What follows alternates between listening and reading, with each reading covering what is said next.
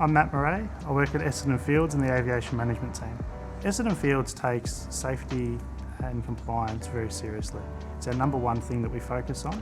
A key component of our safety framework is our wildlife hazard management plan. That wildlife hazard management plan identifies hazards based on data that we can then develop our mitigation strategies to maintain and ensure that aircraft operations are not impacted. There's not undue time delays because there's birds or wildlife on our runways, and it reduces the risk to aircraft damage. Our airfield safety team are a key pillar of our wildlife hazard management plan. The training of them is essential in being able to identify the correct wildlife species so the correct dispersion technique can be used. On a daily basis, they will report wildlife that they see airside.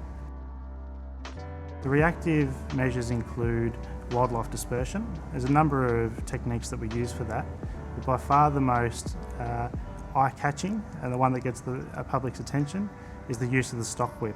The stock whip, whilst it looks unique, the loud cracking noise is what disperses our birds and wildlife away from runways and taxiway areas.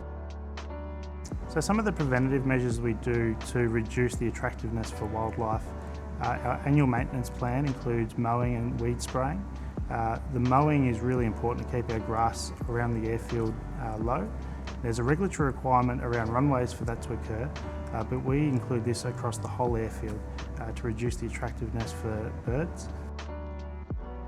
So Essendon Fields takes sustainability and our environment very seriously. Last year we celebrated our 10,000th tree being planted on airport.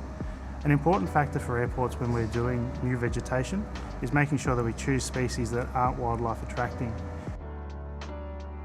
So one of the choices that we've made here on airport is we still utilise fruit trees, but we choose non-fruiting varieties. And that non-fruiting variety choice is to minimise the wildlife attractive nature of the trees and to stop them being a nesting ground for birds.